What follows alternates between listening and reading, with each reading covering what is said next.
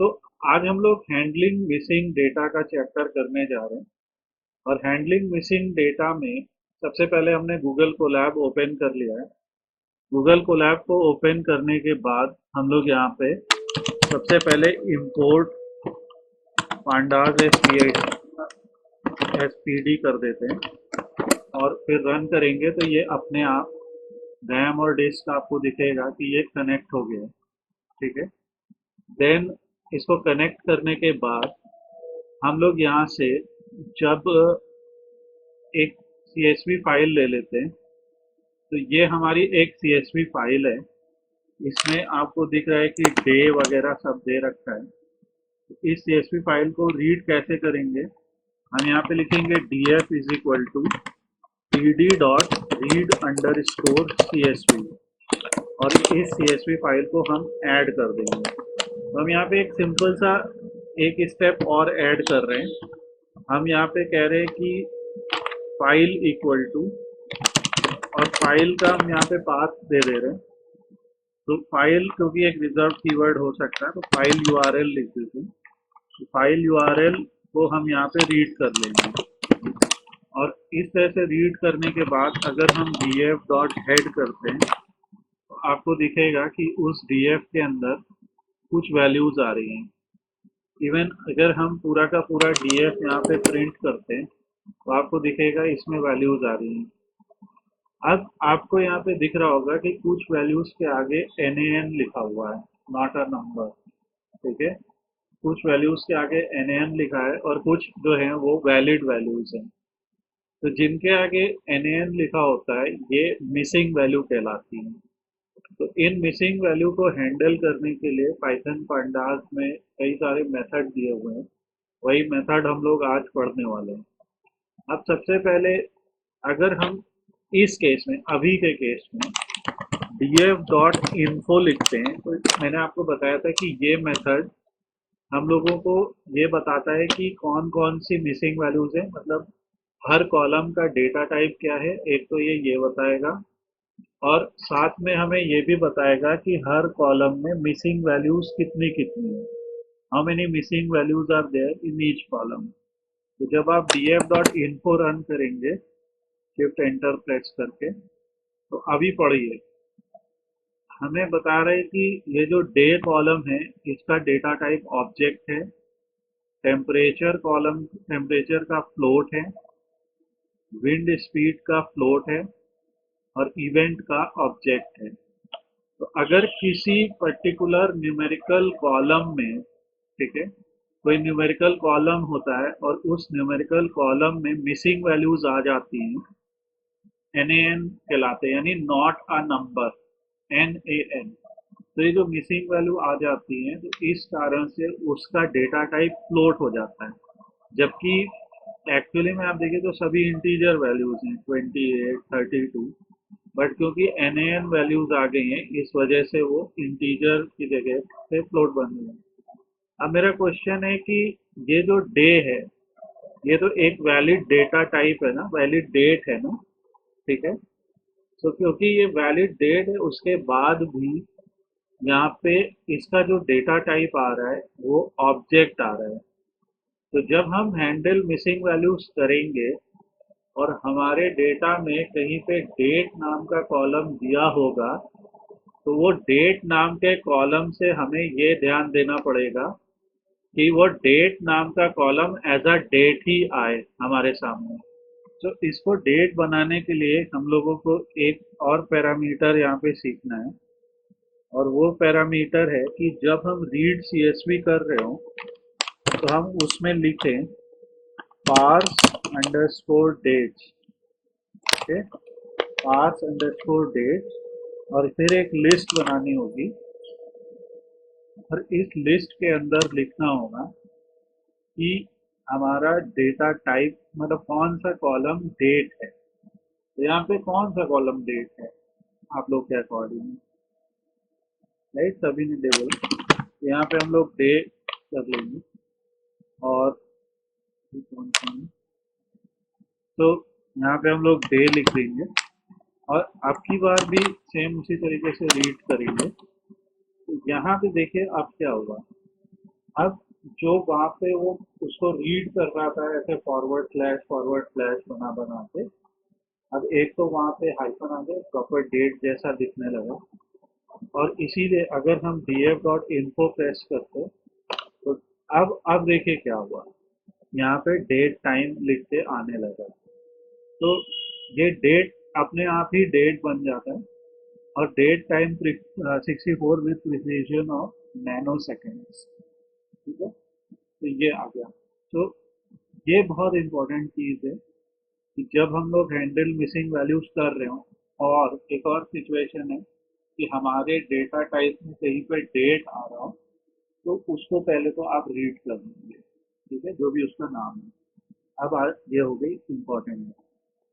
और यही चीज आप लोग नोट करिए कि एक्सेल फाइल में अगर ऐसा होता है या जेसन फाइल में ऐसा होता है, तो उस केस में आप लोगों को इतनी दिक्कत नहीं आएगी। एक्सेल और जेसन में इसकी जरूरत नहीं होगी। तो यहाँ पे हम लोग एक सिंपल सा नोट लिख सकते हैं कि in CSV we need this to convert the column to date time data type. और इन अदर जैसे जेसन, यूजुअली ऐसा कोई नहीं, कभी कभी मिस्टेक भी हो सकता है, यूजुअली ऐसा नहीं होता है। ठीक है, यूजुअली एक्सेल और वो जो फाइल अपने पास आएगी, usually in Excel and JSON file this is not needed, ऐसा याद रखिएगा। ठीक है, ये आगे बढ़ते हैं। तो ये हो गया हम लोग का एक बेसिक सा कि हम लोग क्या करते हैं। उसके बाद हैंडलिंग मिसिंग डेटा में, जैसे अब हम लोगों ने देखा कि भाई वैल्यूज प्रॉपर नहीं है, बहुत सारी मिसिंग वैल्यूज हैं। तो पहला स्टेप हमने कर लिया डेट टाइम। स्टेप टू याद रखिए। ठीक है, स्टेप टू अगर डेट कॉलम दिया है तो date column is given and it is in, sorry for the noise from behind, and it is in date time. अगर वो दिया है और डेट टाइम में है, तो हमें सेट इंडेक्स करना है। अब ये सेट इंडेक्स क्या होता है, जैसे अगर मैं डीएफ को यहाँ पे प्रिंट कर रहा हूँ, तो यहाँ पे आप लोग मुझे बताइए इंडेक्स क्या है। इवन इन्फो में मैंने लास्ट टाइम भी बताया था कि जो डिफॉल्ट इंडेक्स होता है उसे रेंज इंडेक्स कहते हैं। तो जैसे डेटा फ्रेम में ये होता है। अब आप लोग को एक और चीज याद रखनी, जैसे अगर हमने यहाँ पे लिखा डीएफ, ठीक है, डॉट आई लॉक, और आई लॉक के अंदर मैंने लिख दिया 1, या चलो 2 लिख दिया, 2 लिख दिया।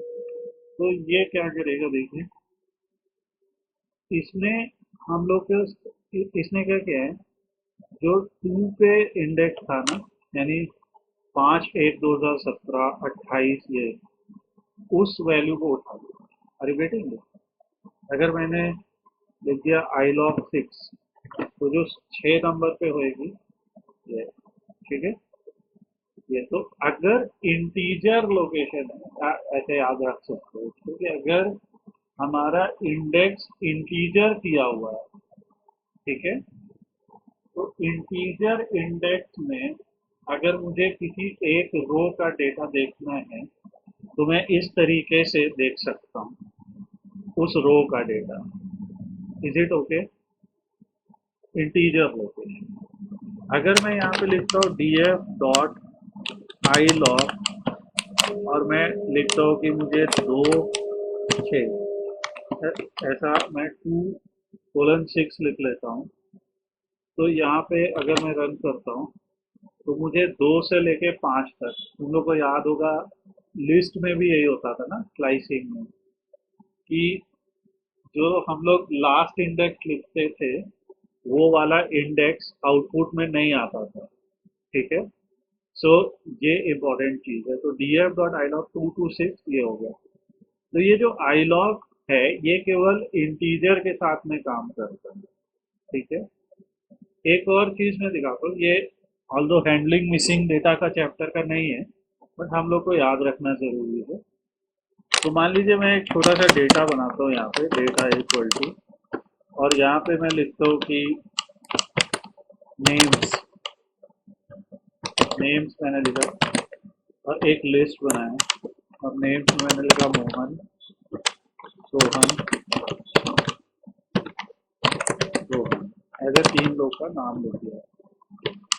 और फिर उनका मैंने एज लिख लिया, ठीक है, तीनों का एज मैंने लिख लिया 34, 55, 57 ऐसा। ये 2 चले लिख सकते हैं। ये मेरा डेटा हो गया। अब इसको अगर हम कहते हैं NDF, न्यू डेटा फ्रेम बनाते, तो मैंने आप लोग को सिखाया था कि अगर हम लोग के पास एक डिक्शनरी डेटा दिया हो तो हम लिखते हैं pd डॉट डेटा फ्रेम, ठीक है, और उस pd डॉट डेटा फ्रेम के अंदर हम लोग डेटा को फिल कर देते हैं, इससे न्यू डेटा फ्रेम बनेगा। और NDF को, न्यू डेटा फ्रेम को रीड करेंगे तो ये ऐसा बनेगा, ओके। अब अगर हम पूछते हैं इससे कि अभी इसमें भी रेंज इंडेक्स, और अगर मैं लिख दूं कि NDF डॉट सेट इंडेक्स है, ये NDF में हम सेट इंडेक्स कर रहे हैं, तो इसमें हमें बताना पड़ेगा कि किस कॉलम को सेट कर रहे हो। तो यहाँ तो कोई डेट वेट है नहीं, तो हम नेम्स को सेट कर देते हैं।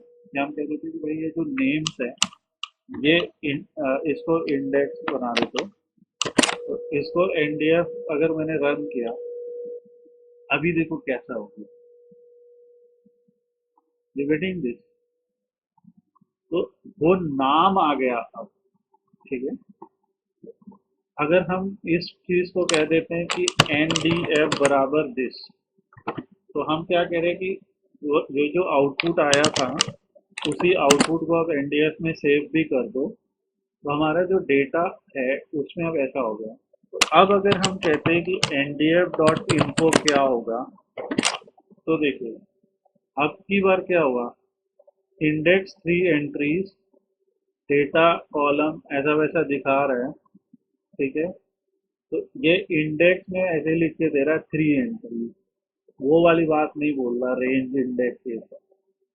दूसरी चीज, अगर मुझे NDF में मोहन की जानकारी चाहिए तो मैं कैसे लूंगा, जैसे आप लोग ने पढ़ा डॉट आई लॉग, तो भाई आई लॉग में वो इंडेक्स लिख दो, तो यहाँ पे वो सिंपल वो इंडेक्स मोहन है 1 2 3 की जगह। तो ये बढ़िया सा हम लोग को एरर देगा, कहेगा कि इंडेक्स बाय लोकेशन जो है आई लॉग, उसको तुम नॉन इंटीजर से क्यों कर रहे हो।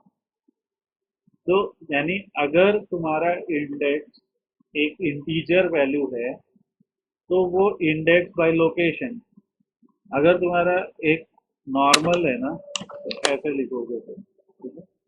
तो उस केस में हमें सिर्फ लॉग लिखना है, तो आ जाएगा कि मोहन की एज कितनी है, ठीक है। तो ये चीज आप याद रखिएगा कि अगर इंटीजर है, मैं फिर से बोलता हूँ, अगर हमारा डेटा डेटा में जो इंडेक्स है वो एक इंटीजर इंडेक्स है बाय डिफॉल्ट जो आता है, उसमें अगर हमें कोई वैल्यू पता करनी है, तो वो वैल्यू हम लोग, जैसे यहाँ 0 1 2 है तो उसके लिए हम सेट इंडेक्स, उसके लिए हम आई लॉग का यूज करते हैं, ठीक है।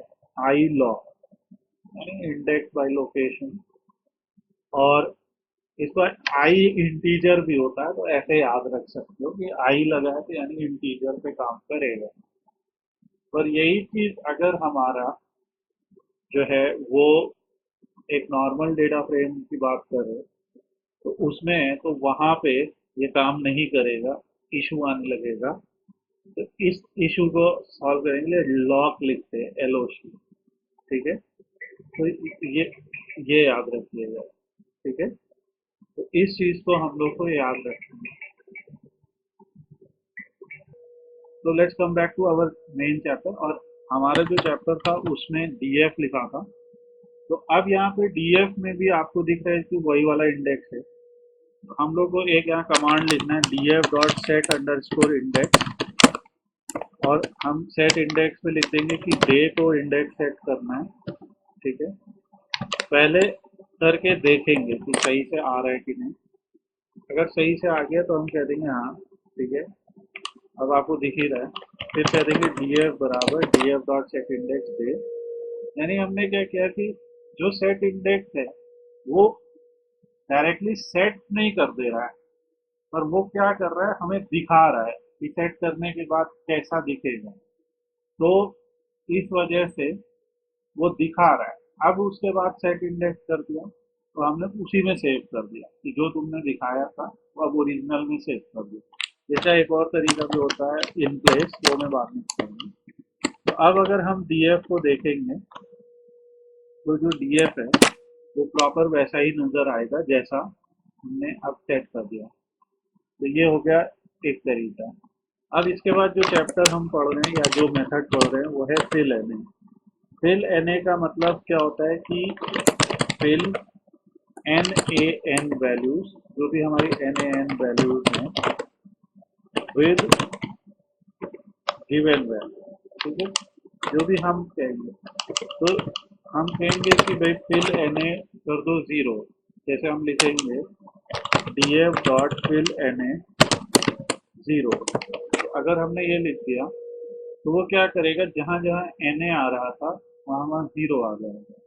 चेक करिए। ठीक है, जहां जहां एन ए आ रहा था वहां वहां जीरो आ गया। फिर अगर हमने लिखा D F dot fill N A और यहाँ पे लिख दिया हेलो, ऐसे ही मैंने कुछ भी लिख दिया, ऑलरेडी तो जबरदस्ती है। तो जहाँ जहाँ एन ए आ रहा था वहाँ वहाँ हेलो लिख दिया। तो ये इस फिल एन ए मेथड का काम है। ठीक है, प्रॉब्लम क्या है कि अगर मैं फिल एन ए में मान लीजिए जीरो लिखता हूँ तो टेम्परेचर और विंड स्पीड तो दोनों फ्लोट थे तो उन्हें तो फर्क नहीं पड़ा।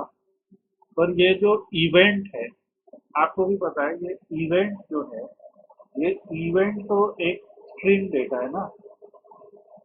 ठीक है, एक्चुअली कभी लॉजिकली टेम्परेचर और विंड स्पीड दोनों जीरो हो सकती है, पर इवेंट तो कभी भी जीरो नहीं हो सकता। तो फिल एनए करने के लिए अगर अलग अलग डेटा टाइप में फिल एनए करना पड़ता है तो हम लोग कैसे लिखते हैं D F dot fill NA. और उसमें हम लोग लिखते हैं कि एक डिक्शनरी बनाते हैं। उस डिक्शनरी में हम कहते हैं कि जो टेम्परेचर वाला कॉलम है, ठीक है, टेम्परेचर वाले कॉलम में फिल एनए में जीरो भर दो। ठीक है, और विंड स्पीड में भी जीरो भर दो। पर इवेंट में जीरो तो लॉजिक नहीं रहेगा, इवेंट में कह दो नो इवेंट।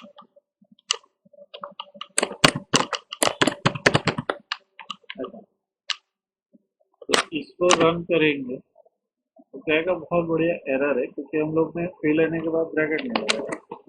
तो ये ऐसा होगा, फिल लेने क्योंकि मेथड है तो उस मेथड के अंदर ये पूरी डिक्शनरी भर दी हमने यहाँ तक। और इस डिक्शनरी के अंदर आपको दिख रहा है कि temperature zero, wind speed zero, event no event. Dictionary लगाने का मेन कारण ये है कि जो डिक्शनरी है वो अलग अलग कॉलम्स पे अलग अलग तरीके से काम करती है। समझ गए? हम डिक्शनरी में कह रहे हैं कि टेम्परेचर में एनए को जीरो से कर दो, हम विंड स्पीड में कह सकते हैं कि वन से कर दो।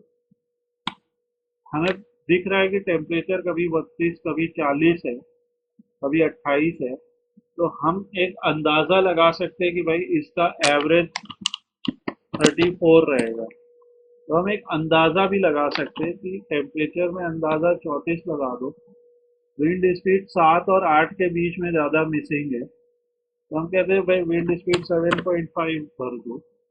और इवेंट तो हमें लगता है कि जैसे स्नो ही था, रेन हुई, फिर सनी हुआ, मतलब सूरज उगा, फिर बर्फ गिरी, फिर रेन हुआ।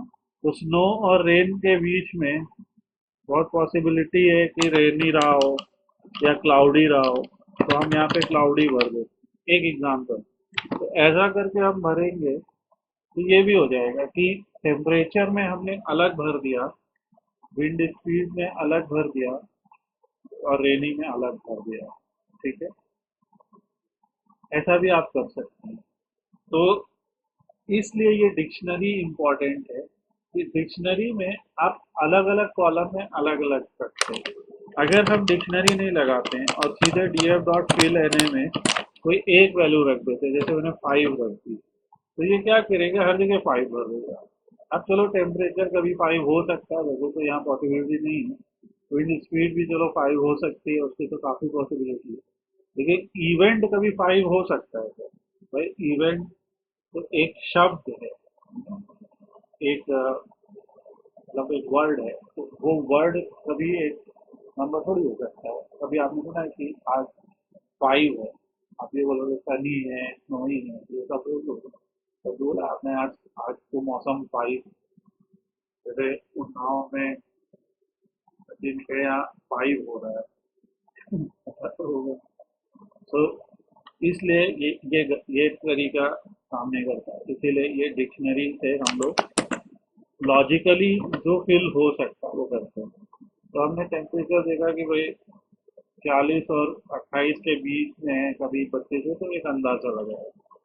अच्छा, अगर हम डीएफ लेते हैं, एक एग्जांपल और बता रहे हैं, अगर हम डीएफ लेते हैं, अभी भी हमने कोई भी डीएफ में बदलाव नहीं किया, हम हर चीज बस लगा लगा के देख रहे हैं, एनालाइज कर रहे हैं।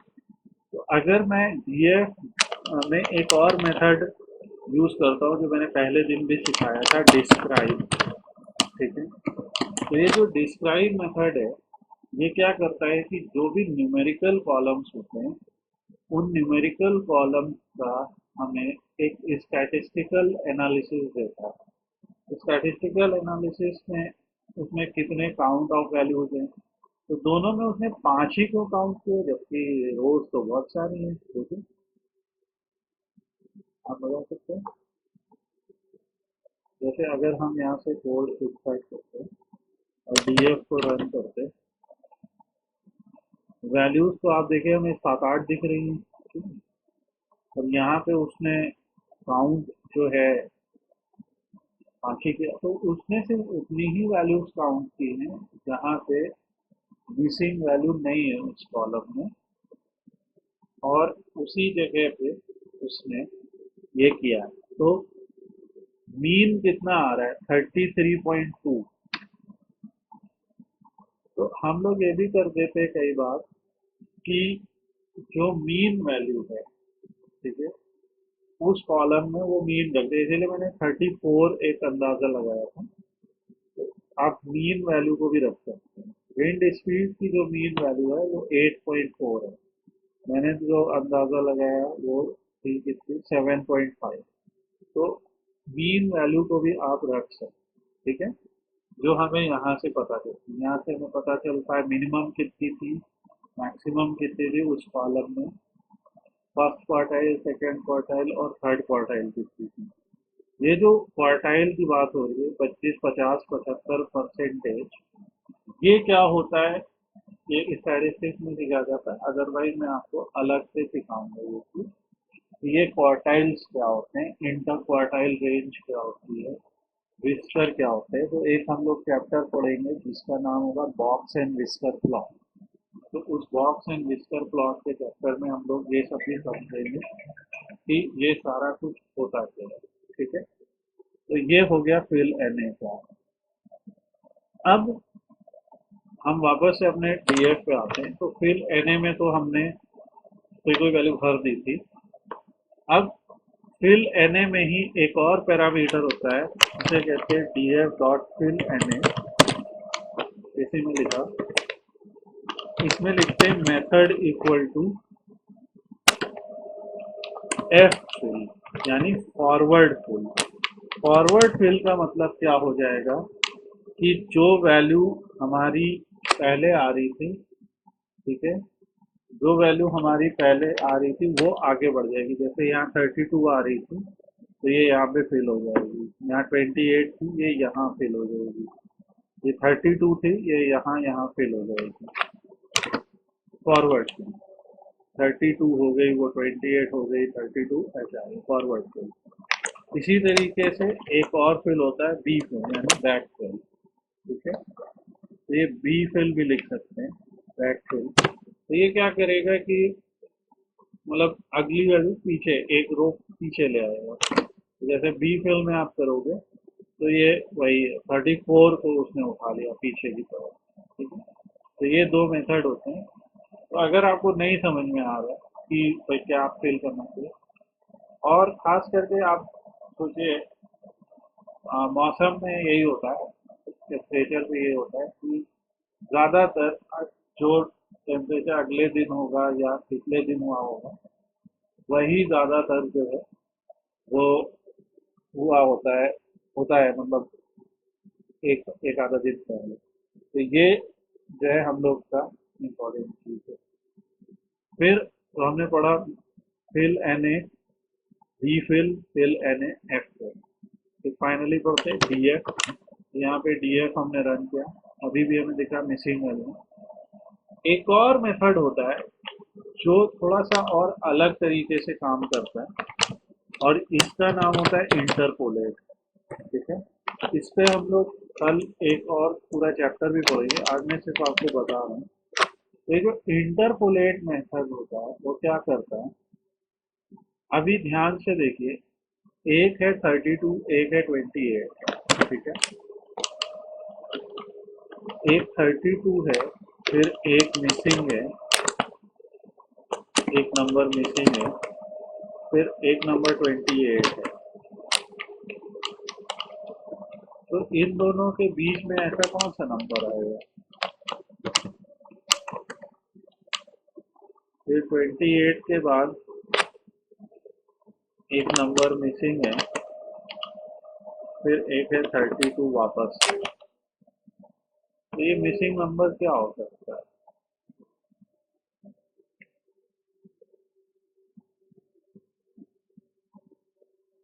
इन दोनों के बीच में कौन सा नंबर होता है?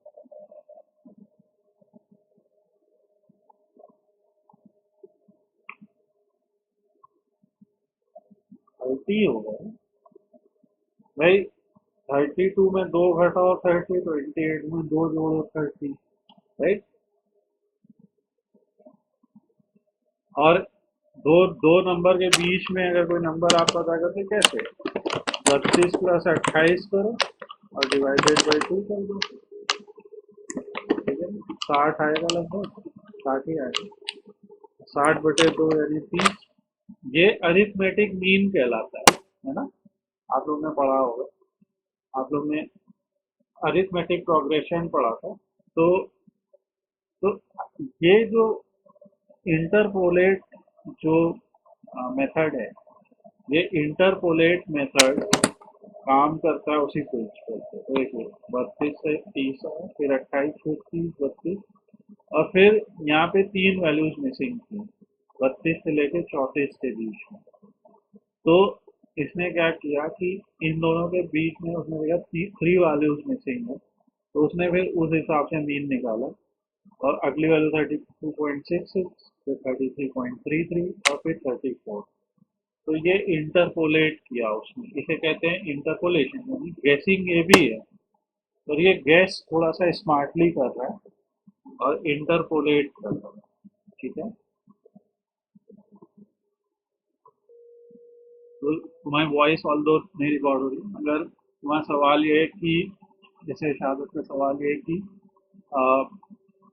रेन है, सनी है, तो इसके लिए क्या ये करेगा, तो वो नहीं करेगा।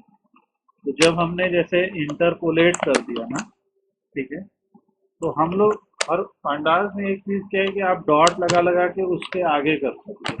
तो जैसे हमने कह दिया fill N A method equal to और बी फिल या एफ फिल जो भी आपको करना है। तो अब यहाँ पे दो दो एग्जीक्यूशन एक साथ होंगे, दो कमांड्स एक साथ एग्जीक्यूट होंगी, इंटरपोलेट और फिल एन ए, और हमारे पास एक पूरा आ जाएगा, एक भरा हुआ सा डेटा सेट ना, कि जैसे एक तरीका ये है कि अगर हमारे पास डीएफ दिया है, ठीक है, जैसे हमारे पास दो ऑप्शन है, या तो हम इस तरीके से गेस करें, या हम एक और ऑप्शन है ड्रॉप एन ए, जिसका काम होता है ड्रॉप एन ए। तो ड्रॉप एन ए क्या करेगा, डीएफ को ड्रॉप कर देगा और सिर्फ वही वैल्यूज देगा जो वैलिड है, ठीक है। ये भी कई जगह काम आता है। मान लीजिए ऐसा है कि मेरे पास 1 लाख वैल्यूज हैं, 1 लाख में कोई 2-3 वैल्यूज मिसिंग है, 2-3 रोज की वैल्यूज या 10 रोज की, या इवन 5% डेटा मिसिंग है, तो हम लोग ड्रॉप एन ए करके भी हमारे पास सफिशिएंट अमाउंट ऑफ सैंपल्स होते हैं जिससे हम डेटा को एनालाइज कर सकते हैं। पर अगर ऐसा है कि हमारे पास 7-8 रोज दी हुई है, उसमें से 5-6 ही मिसिंग है, तो हम फिर उस केस में कुछ नहीं कर सकते।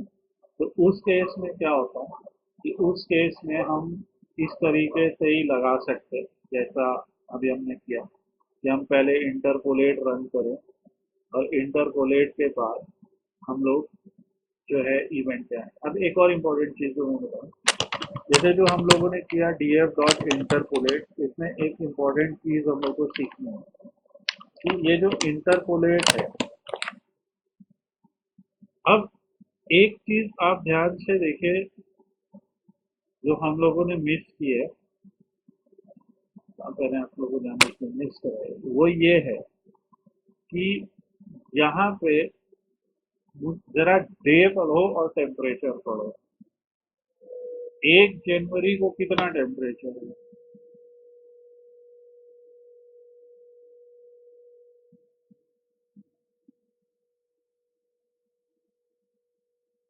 32 है, ठीक है। अब ये बताओ कि 2 जनवरी को कितना, तो दिया ही नहीं ना। 3 को, वो भी नहीं दिया। तो लॉजिकली अगर हम देखें तो ये जो डीएफ काम कर रहा है, जो डीएफ काम कर रहा है, इसमें 1 को 32 है और 5 को 28 है, ठीक है। यानी सोचो तो ये गिर रहा टेम्परेचर, राइट, कि 2 को 31 रहा होगा, फिर मतलब 3 को 30 रहा होगा। तो इंटरपोलेट में ही एक और मेथड होता है, ठीक है। इंटरपोलेट में ही एक और मेथड होता है, और ये हमारे चैप्टर का इम्पोर्टेंट है, इसे कहते हैं method equal to time, okay. तो इसीलिए इसी मेन रीजन के लिए हम लोगों ने शुरुआत में सेट इंडेक्स किया था टाइम को, अदरवाइज ये काम नहीं करेगा। अब देखिए उसने अपने आप गेस कर लिया कि अगर 1 को 32 है और 5 को 28 है, तो 29 और 4 को 29 रहा होगा, ठीक है। ये इम्पोर्टेंट चीज है कि टेम्परेचर जो है वो 4, 1 को 29 है, अब की बार 30 नहीं है, ठीक है। तो जो लीनियर इंटरपोलेशन था वो वैसे गेस कर रहा था, और जो हमारा टाइम इंटरपोलेशन है वो ये कर रहा है। तो ये इम्पोर्टेंट चीज़ है, तो ऐसा याद रखिएगा। और इसी चीज़ को हम लोग जो है आगे और पढ़ेंगे। अब जैसे हम लोग आगे और भी पढ़ेंगे कि कायदे से देखिए तो 2-3 डेट ही मिसिंग है, ना 2 तारीख का डेटा है ना 3 तारीख का है क्या अपने पास?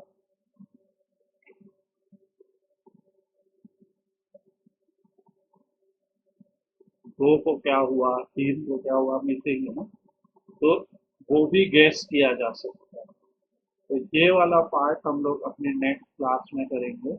तब तक के लिए आप लोग इतना जो है रिवाइज कीजिए, जो जो हमने पढ़ा, जैसे fill N A method, F fill, fill N A method, B fill, back fill, forward fill, interpolate. Interpolate में और भी बहुत कुछ है, जैसे इंटरपोलेट में सिर्फ टाइम नहीं है, बहुत कुछ है, हम लोग उस पर भी बात करेंगे। जैसे यहाँ पे क्वाड्रेटिक है, method is equal to quadratic.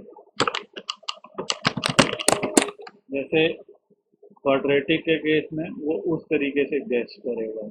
फिर क्यूबिक है, क्यूबिक यानी कि अगर बहुत ज़्यादा गैप होता है तो वो क्यूबिक के बेसिस पे गैप काफ़ी ज़्यादा होगा। क्वाड्रेटिक, क्यूबिक, फिर पॉलिनोमियल, बहुत सारे ऐसे आएंगे। ये सब फिर हम थोड़ी थोड़ी बात करेंगे कि ऐसा किस केस में करेंगे, ठीक है। और आपको जो इंटरपोलेट है इसके बारे में आप थोड़ा सा और भी पढ़िए, ये बहुत इम्पोर्टेंट मेथड है। आप लोग खुद से भी पांडास के डॉक्यूमेंट्स थोड़ा सा पढ़िए, अभी मैं तो बताऊंगा ही। तो अभी जो हम लोगों ने पढ़े मेथड वो है लीनियर, ठीक है। लीनियर बाय डिफॉल्ट होता है, लिखना नहीं पड़ता है। टाइम पढ़ा हमने, क्यूब, फिर क्वाड्रेटिक पढ़ा, और फिर हमने पढ़ा क्यूबिक, एंड इसके अलावा भी और भी होते हैं।